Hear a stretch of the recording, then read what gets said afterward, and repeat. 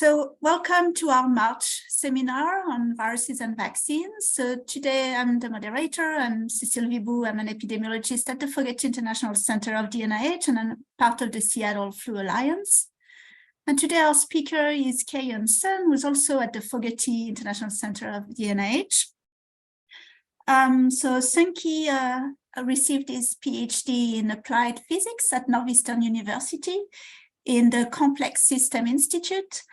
And he worked on epidemic diseases, including Zika in Latin America and Ebola in Liberia, and really thinking about how large-scale computational models could help predict the incidence of this disease and these invasion waves.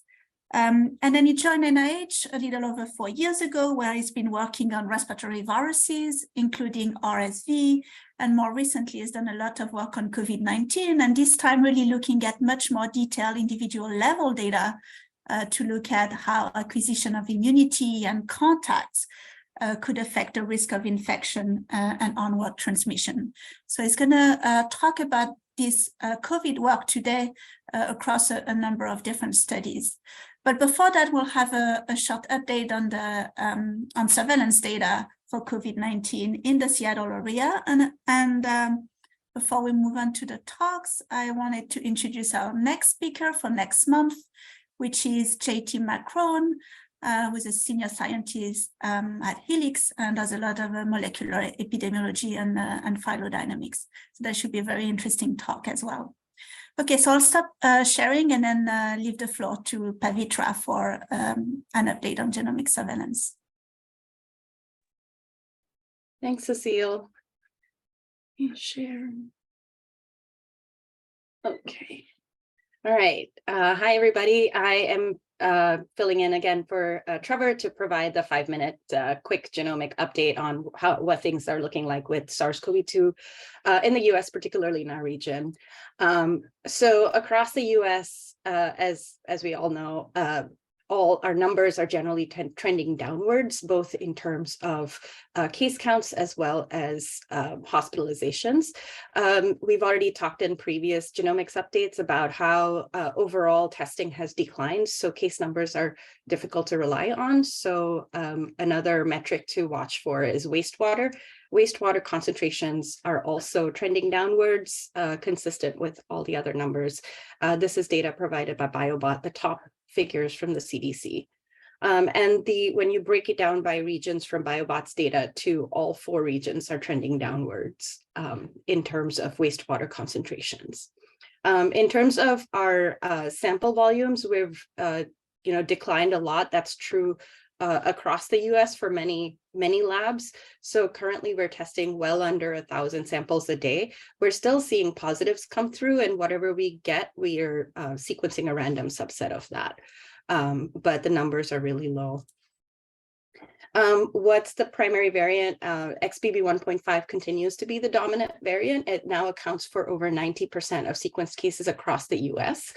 As of, I think, a couple weeks ago, the CDC started breaking down and tracking XBB 1.5.1 separately because it crossed that 1% mark. And so that is being tracked at this very dark purple at the bottom. So it remains to be seen if it's doing anything or rising very quickly. XBB 1.5.1 is just XBB 1.5 plus another mutation in spike. At my last genomics update in January, I talked about these coast-to-coast differences in the proportions of XBB 1.5, with the West Coast kind of lagging in the proportions of 1.5 compared to the East Coast, where it was first detected. And those numbers, as an update, have now caught up. So in Washington, in our region, we're at close to 90% as well.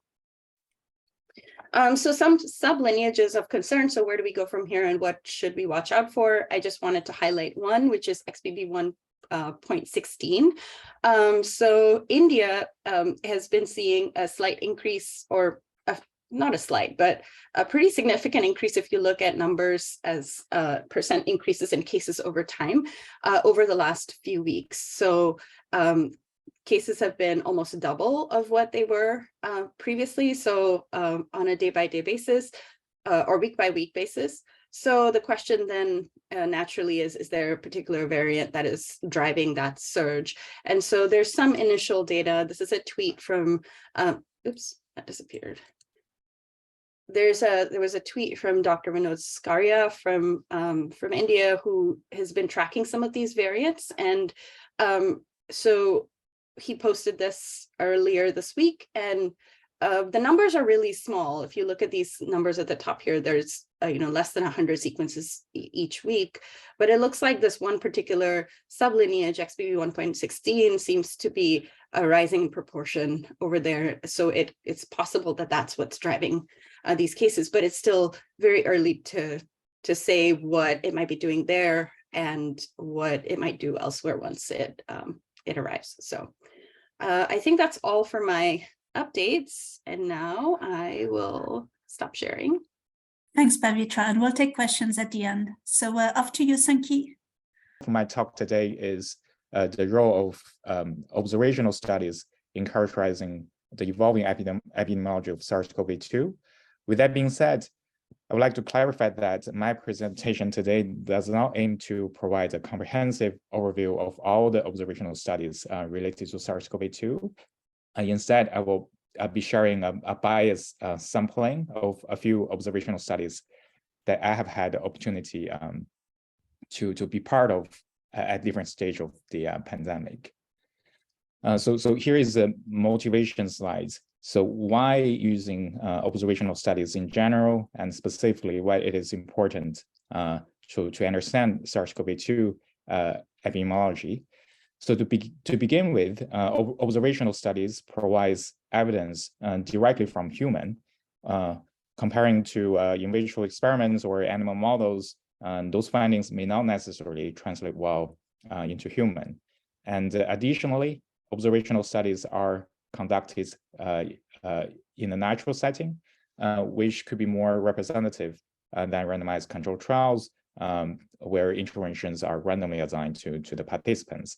Secondly, observational studies are usually more agile and less costly than randomized controlled trials, which allow for faster turnaround when trying to obtain clinical evidence. And thirdly, not all questions can be addressed through randomized controlled trials due to ethnical constraints, which is where observational studies becomes the only option.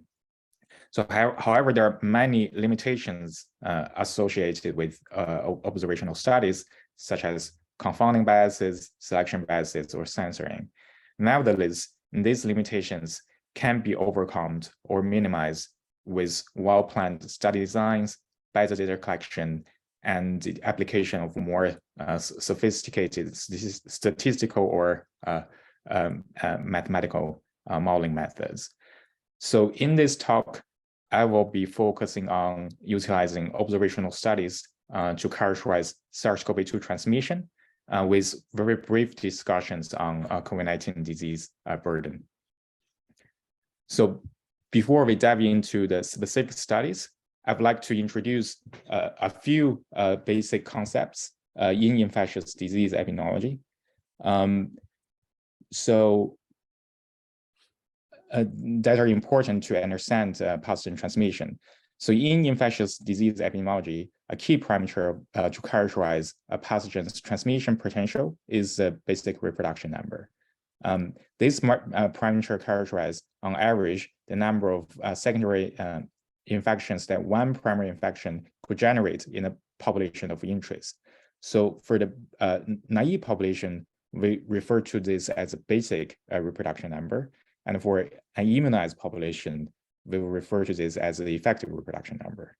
And if the reproduction number is larger than 1, the pathogen can spread continuously through the population, causing an epidemic wave. And in this case, we will say that the pathogen of interest is above the epidemic threshold. For SARS-CoV-2, the basic reproduction number is estimated to be between 2 to 3 for the ancestral strain. Still, it has substantially increased over time with the emergence of new variant of concerns due to adaptive evolution. However, the reproduction number is a very, very crude summary of the population average behavior. So if we zoom into individual transmission events, many aspects could dictate the transmission risk. And this figure shows a schematic plot demonstrating one primary infection that has 6 exposed contacts and eventually infect 3 of the 6 contacts. So when we zoom in to a particular transmission events, and the risk of infection could be influenced by host factors such as the age, the sex, prior immunity, or host behaviors. And the host factors are further divided into factors affecting the infectiousness of the infector, or the factors affecting the susceptibility of the contacts. In addition, the properties of pathogens could also influence the risk of infection, such as the type of variants, the duration of shedding, and the intensity of shedding at the exposure. And lastly, the exposure settings, such as the type of contacts, the duration of exposure, or the timing of exposure, could also influence the transmission risk. So a deep and a comprehensive understanding of how the heterogeneity of transmission is determined by these risk factors could help us answer critical questions, such as the effectiveness of non-pharmaceutical intervention, the fitness of variant of concerns, or the protection conferred by infection or vaccine-induced immunity. So as we consider the temporal dimension, it is also important to characterize the kinetics of transmission over time. And there are 3 key time intervals of interest. The first one is the incubation periods, which refers to the time interval between the infection and the symptom onset. So by knowing the length of incubation period, we can determine the appropriate duration for quarantine and isolation measures. And the second interval is a serial interval, which is a time between symptom onset of the primary case and the symptom onset of the secondary case. The serial interval provides insights into how quickly the virus is spreading from person to person. And this information can be gathered through contact tracing studies or household transmission studies. The third interval of interest is the generation interval, which is the time between the infection of the primary case and the infection of the secondary case. So because we cannot directly observe infection, it is very difficult to directly measure the generation interval in practice. However, we can estimate its distribution by using mathematical models based on the distribution of the serial interval and the incubation period. Biologically, the shape of the generation interval distribution is considered as a measurement of the average infectiousness profile over the course of an uninterrupted infection episode, which is related to viral shedding. So it is important to note that non-pharmaceutical interventions, such as case isolation, may reduce the realized generation interval or serial interval as transmission opportunities after isolation or quarantine are stopped, even if the individual is still infectious.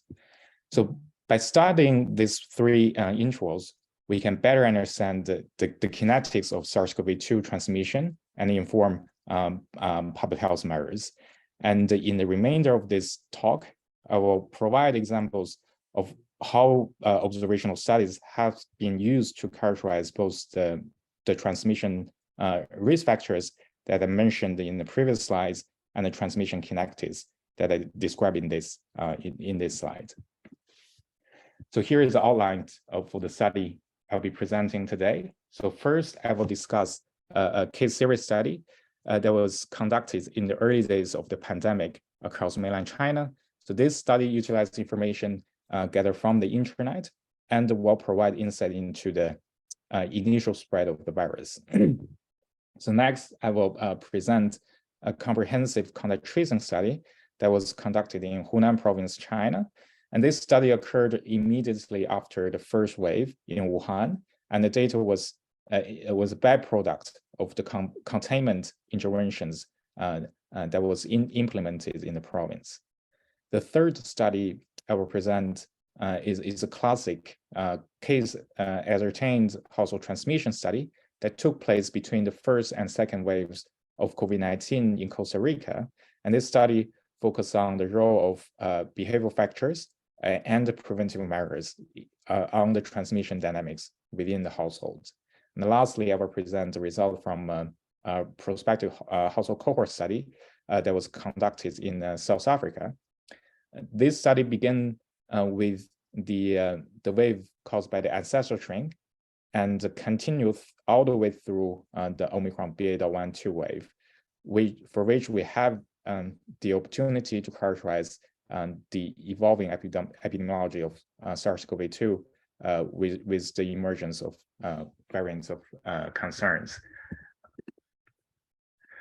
Okay, so let's start with the case series study. So this study was done in-house at Fogarty and was in collaboration with the teams at Northeastern University. So here I will be focusing on more on the early data collection and the data sharing efforts on our side, as well as secondary analysis of our data by other scientists, which I think is more interesting than showing the result of our own finding. So let's went back in time and back to the start of the pandemic.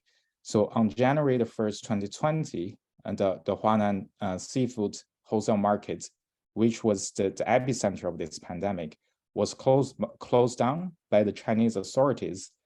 And a week later, SARS-CoV-2 was officially announced as the causative pathogen of the outbreak, with sustained human-to-human transmission. So despite its early efforts to contain the virus managed to continue to spread rapidly in the city of Wuhan and disseminated to other parts of China, as well as internationally, and eventually causing the pandemic.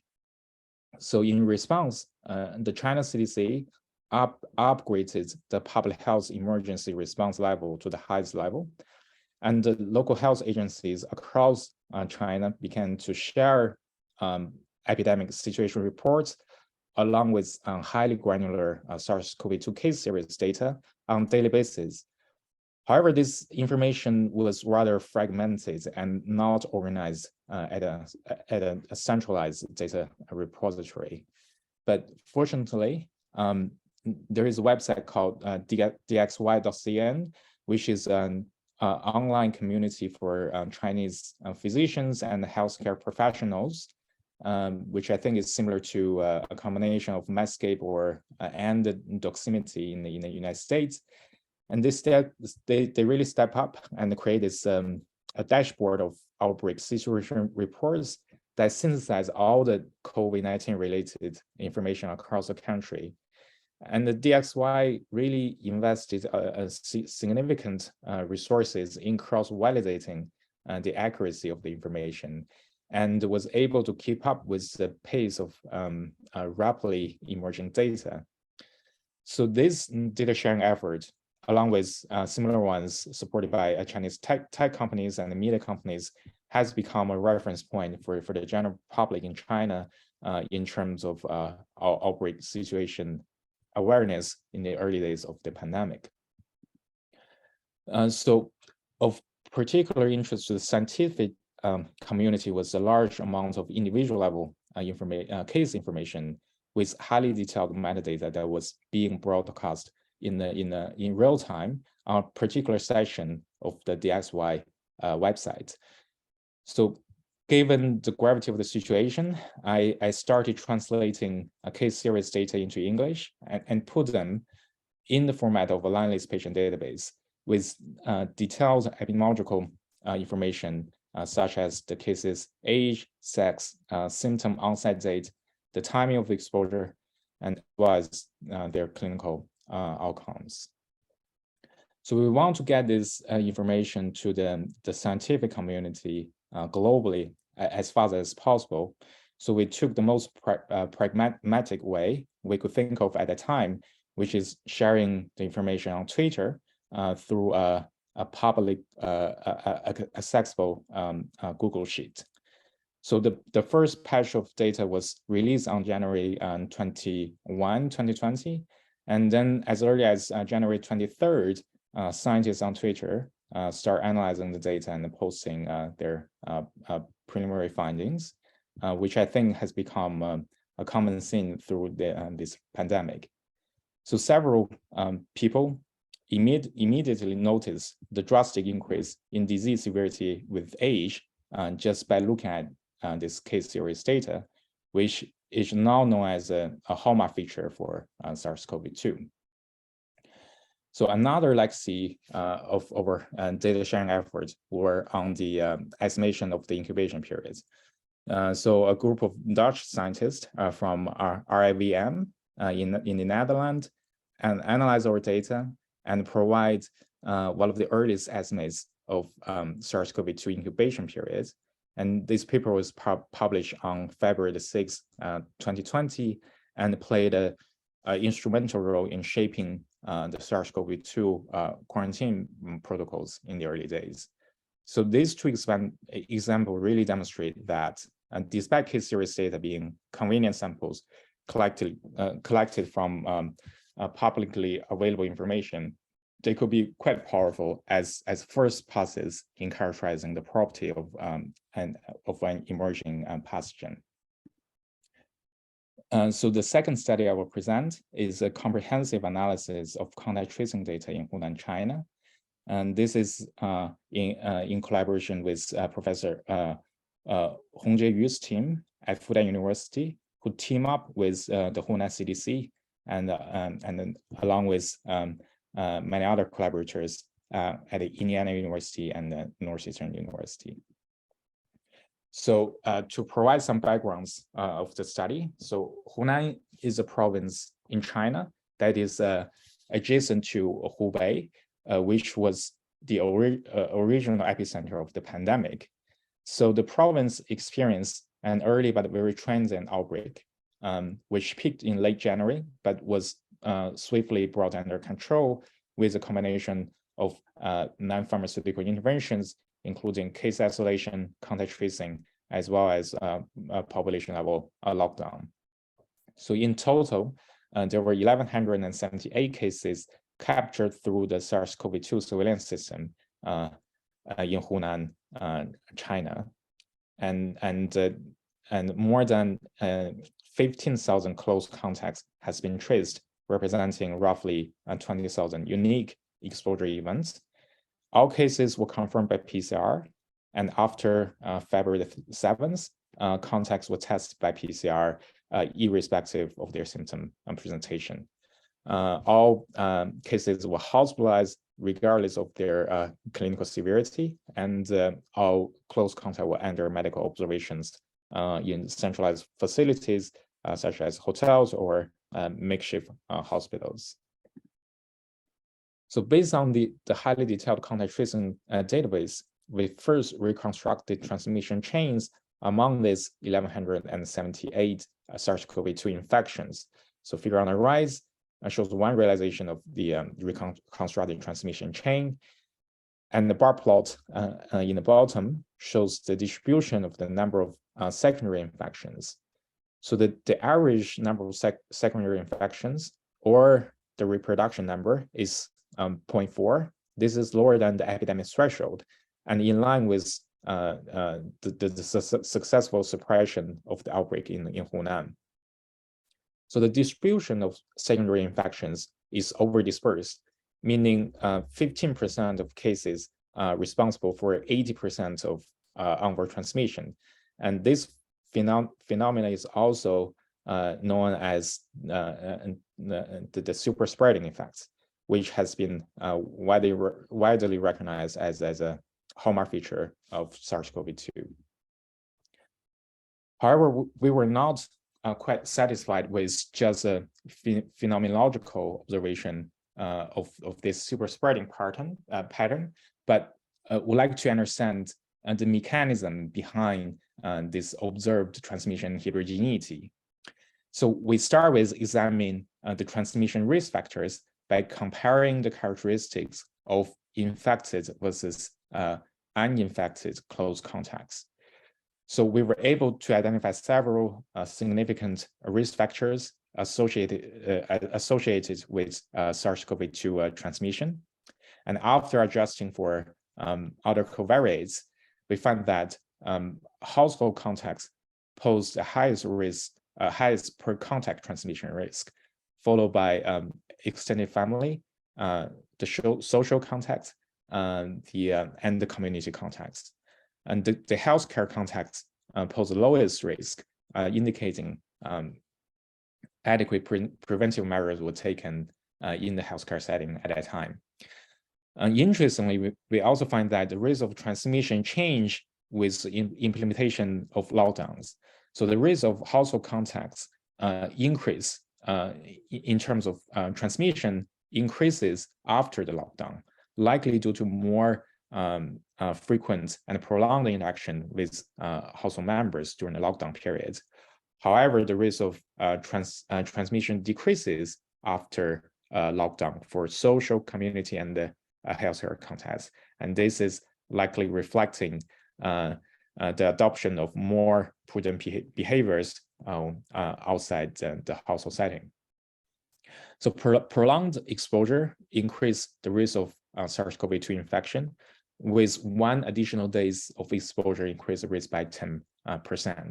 And we also found that the risk of transmission increase with the clinical severity of the index case. And from a temporal perspective, we observe a significantly higher infection risk when the contact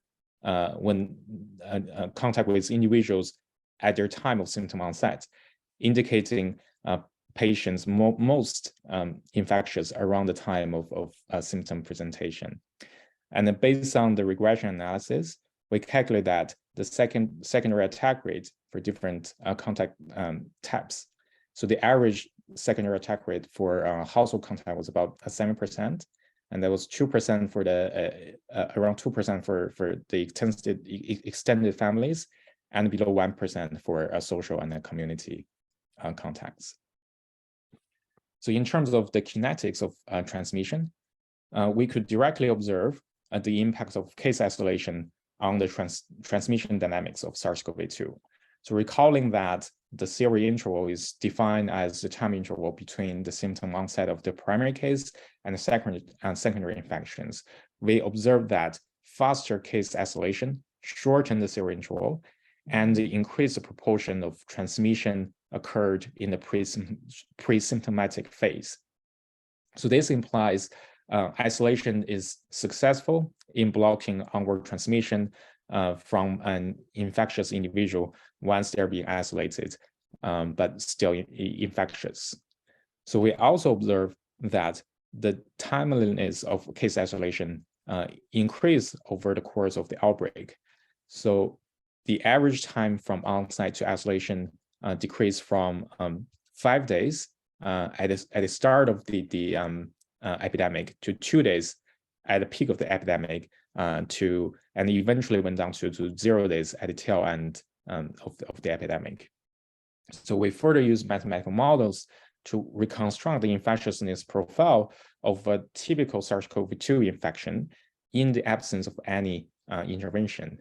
And this is visualized as the right curve in the figure at the bottom. So we find that in individual infectiousness peaked at the time of symptom onset, and with about half of the infectiousness concentrated in the pre-symptomatic phase. And this is a feature, and this feature of high proportion pre-symptomatic transmission, along with transmission from asymptomatic individuals, is in stark contrast with, for example, SARS-1, which only become infectious after the onset of symptom. And these features of both asymptomatic and pre-symptomatic transmission make SARS-CoV-2 much more difficult to control and contain through non-pharmaceutical interventions. So I just want to have a sneak peek of another study I will be presenting later on, just to show that if you look at the viral shedding kinetics and the timing of symptom onset, so at the time of symptom onset is really the time where the individuals are shedding the most virus. So it's great to see that the statistical analysis and the findings of the statistical analysis can be confirmed and reproduced by more direct biological observations. So next, I will spend a bit of time on a household transmission study conducted between the first and second wave of COVID-19 in Costa Rica. And comparing to the contact tracing study that I've just presented, this study allows us to zoom into the household level and evaluate in better detail on the risk factors associated with transmission dynamics within the household. So starting with the acknowledgement, so this study was led by Dr. Becky Prevost from NIAID and Rolando from ACIB in Costa Rica, who collaborated with us for statistical analysis, along with many other collaborators at the NIH and in Costa Rica. So this study follows the classic case ascertained household transmission study design.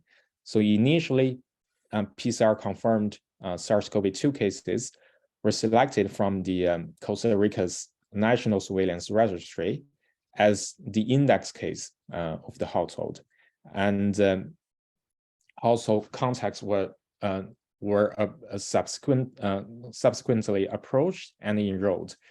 And after 30 to 60 days post-symptom onset of the index case, blood samples were taken from the household contacts to test against SARS-CoV-2 serum antibodies as evidence of past infections. So due to the limited vaccine availability in Costa Rica, a few household contacts were vaccinated during this study period. So in the end, the study enrolled 304 index cases and 719 household contacts, with the majority of the enrollment occurred between the first and the second waves of epidemic in Costa Rica. And a unique aspect of this study is that it asked very detailed questionnaires concerning the preventive measures taken by both the index case and their household contacts. So we utilize a chain binomial household transmission model to fit the serological data and evaluate the impact of these preventive measures on reducing household transmission. So after adjusting for other risk factors, we found that mask wearing by the index case could significantly reduce transmission risk by 67% in the household setting, while sleeping separately from the index case could reduce infection risk by 78%. And additionally, reducing inaction with the index case outside the bedroom was also associated with a reduction in infection risk for household contacts. So these findings highlight the significant impact of these fine-grained behavioral factors on the transmission dynamics within the household, and it demonstrates the effectiveness of these prudent preventive measures in reducing transmission in the household setting. So we further utilize mathematical model to create counterfactual scenarios and to gauge the overall impact of these preventive measures. So in panel E, we present the distribution of secondary attack rates by the index case for the enrolled cohort, with an average attack rate of approximately 12% based on the observation of this cohort population. So in panel F, we projected the secondary attack rate for a counterfactual scenario, assuming no preventive measure was taken by the index case or the household contacts. And in this scenario, the household secondary attack rate increased to 37%. And conversely, assuming all preventive measures were taken by the index case and the household contacts.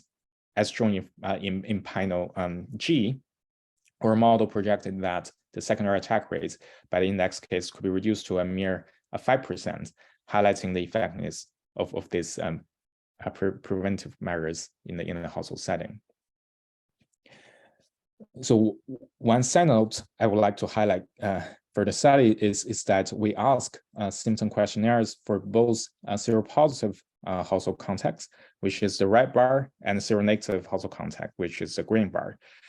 So this allows us to have a proper negative control for symptom presentation, as many of the symptoms are non-specific and have a quite considerable prevalence in the general population, as indicated by the green bar. So it is noteworthy that the loss of taste and smell were the most specific symptoms associated with SARS-CoV-2 with high prevalence rates among seropositive individuals. And this holds true for both adults and children, emphasizing the importance of including the symptoms in screening and diagnostic protocols for SARS-CoV-2. So lastly, I will present the result from a prospective household cohort study that was conducted in South Africa. And this study began with the ancestral strain in South Africa, covering the beta wave, the delta wave, and the Omicron BA.1.2 wave.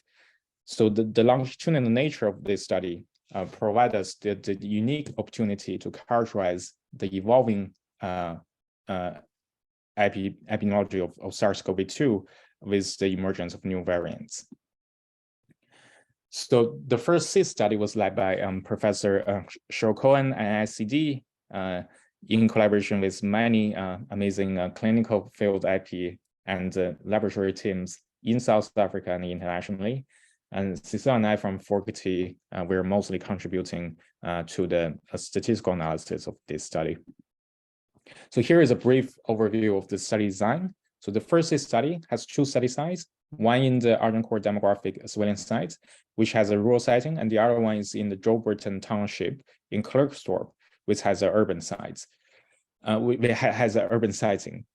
So in total, the study enrolled 222 households with 1,200 individuals, with approximately 100 households at each study site. So overall, this is a very young cohort of population, with about 50% of individuals less than 18 years old.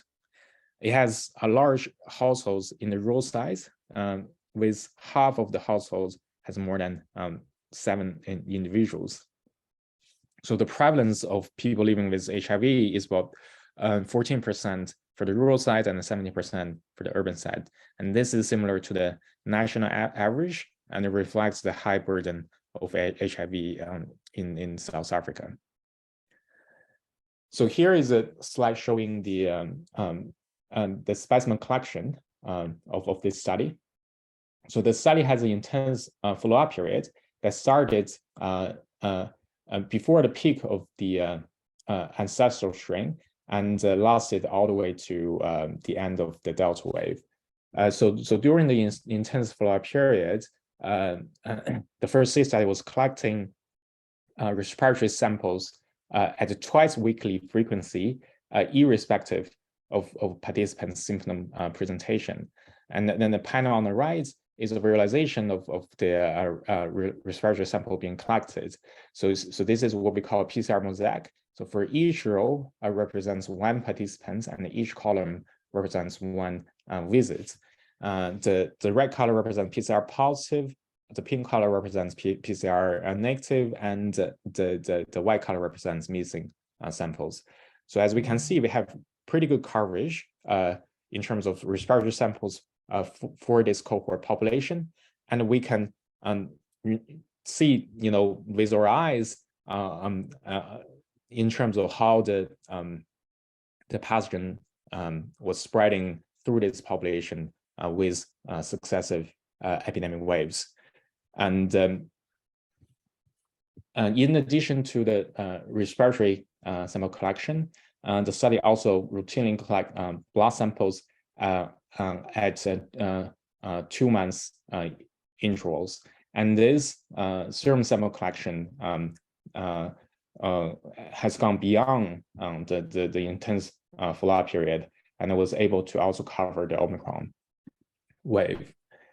So the first analysis we did with this data is to utilizing this high intensity PCR collections to use mathematical models to reconstruct the shedding dynamics for different variant of concerns. So here we consider a very simple shedding model that has an exponential growth proliferation phase with exponential growth in terms of the viral loads, followed by an exponential decay after reaching the peak. And if you look at in the scale of the CT value, it will be a linear growth and a linear decay.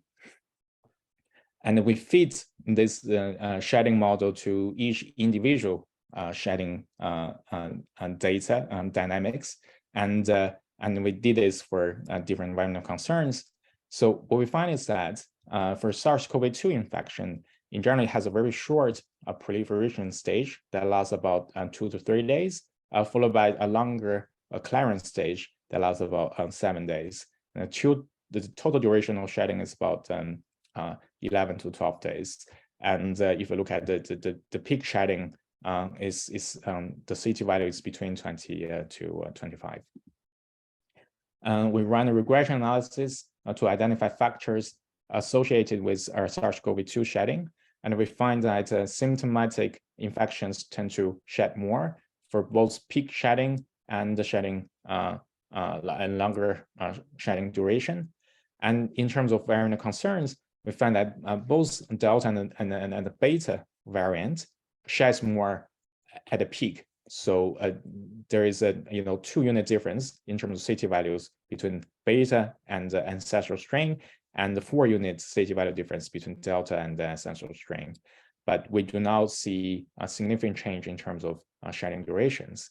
For reinfections, we find that they shed less, both at peak shedding by unit of 4 CT values, and the duration of shedding for reinfections is shorter.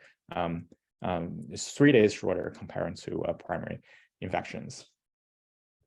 And we further utilize the detailed shedding dynamics within the household to construct this highly detailed household transmission model and to evaluate risk factors associated with transmission. So this is a schematic plot of the transmission model we're considering. So here we have a household that have 5 household members, and 4 of them got infected. And the triangle curve shows the shedding trajectory. And for individual of interest, we can examine when this person got infected, and we can look at the time of infection, what's the force of infection within the household. And in your case, it's just the sum of the shedding intensities among all other actively infected household members. And we can and this individual can also acquire the infection from the general community, and this is estimated through the prevalence of infection based on the full cohort data. So just highlighting a few very interesting findings here. And so the first is that for both Beta and the Delta variants, they're more infectious than the ancestral strain, even after controlling for the CT value. And this is likely where the fitness advantage of this variant concerns coming from. We're also able to show that the shedding intensity significantly correlated with household transmission. So in terms of model fit, including this shedding terms really improve the fit of the model by quite a lot. And the shedding duration, the shedding during the proliferation stage is more infectious than shedding during the clearance stage, even controlling for the CT value. And lastly, and this is findings prior to the emergence of Omicron, and we find that the infection-induced immunity are highly protective up to 9 months since the prior exposure. So unfortunately for Omicron wave, we don't have data of respiratory samples anymore, but we only have blood collections before and after the Omicron wave. So I will spare you the technical details, but we find a way to infer Omicron infection for both primary infections and reinfections based on the serological trajectories of the Roche N assay testing against the nucleocapsid protein.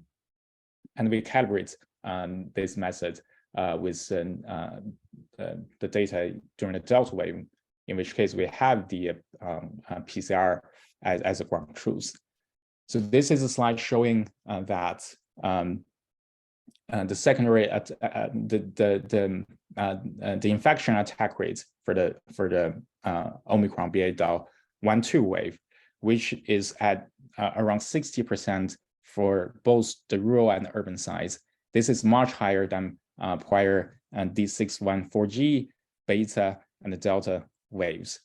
And combining with this high intensity PCR testing, we were able to trace participants' infection or vaccination history with very high fidelity. And we found that so this is a Sankey plot that tracks the population immunological landscape over time for the cohort population. And as we can see in the beginning, most of the individuals remain naive to SARS-CoV-2, and then after the first wave, a fraction got infected by the ancestral strain, and then for the Beta wave, a bit more population got infected. And then for the Delta wave, and in this case, in the rural side, it has pretty large epidemic size, and we're start to see breakthrough infections and reinfections in addition to primary infection. But the Omicron wave really differentiates from all the early waves by showing a lot of breakthrough and reinfections, in addition to very high infection attack rate among naive individuals. And after this Omicron BA.1.2 wave, the population has really complex exposure history with individuals only primed by antigens and that is similar to the ancestral strain, or by Omicron, or have primed by pre-Omicron infections or vaccinations, but then have a breakthrough or reinfection by Omicron. So characterizing the population landscape of SARS-CoV-2 exposure histories is important because antibodies induced by different exposures could exert different immune pressure on SARS-CoV-2 evolution. And this has been shown by the amazing deep mutation scanning study that is spearheaded by Jesse Bloom at Fred Hutch, and later on extended by Yunlong Cao's team at Peking University. So in the interest of time, I'll just skip this part of the talk, which we were zooming into the effect of neutralizing antibodies and try to look at what's their role in terms of protection against SARS-CoV-2, and we were conducting a mediation analysis. And for this part, the serology was in collaboration with Penny Moore's team at the Center of HIV and STI at AICD in South Africa. So maybe I will just skip through a few results. So here we're showing that for the Delta wave, so for neutralizing antibodies against the wild-type variants, it's mediated quite a bit of protection. So for per tenfold increase of neutralizing antibody titer, it would decrease the risk of Delta infection by 39%. And in total, the antibody titers is mediating about 41% of all protection conferred by prior infection. And it also has effects on transmission risk reduction. But clearly, antibody is important for protection, but it's not the full story. And in the era of Omicron, we can show that only Omicron-specific antibodies is a correlate of protection against Omicron infection. But for the non-functional neutralizing titers, that was neutralizing the wild type but not Omicron, they're not mediating protection for Omicron at all. And in this case, for the Omicron wave, only antibodies only contributes a very small fraction of protection. And later on, we also add in the binding antibody, and we're able to show that for the Omicron wave, at least the binding antibody also explain part of the protection. So showing that neutralizing antibody is likely not the full story in terms of immune protection conferred by SARS-CoV-2 infections. So in summary, so in this talk, I showed that utilizing observational studies, we can capture the transmission heterogeneity of SARS-CoV-2, and we can capture the estimates in terms of transmission kinetics, in terms of both the incubation period, the serial intervals, and the non-pharmaceutical interventions. We show both SARS-CoV-2 can transmit for both in the pre-symptomatic phase and asymptomatic infections are contributing to transmission as well. We show the importance of behavioral risk factors and preventive measures that could reduce the risk of SARS-CoV-2 transmission. We characterized the shedding kinetics by variant concerns, and we show that the shedding intensity correlates strongly with transmission. And we use observational studies to characterize the population immunologic landscape over time, and we were able to show that infection-induced immunities and the antibodies are correlated with protection, but they're not the full story. So with that, I would like to end my talk, and happy to take any questions if you have time here. Well, thank you, Sankey and Pavitra, both for really clear talks. So we have a good question in the chat. Has dispersion and the generation time changed with different variants and also with increasing immunity? So that's for Sankey.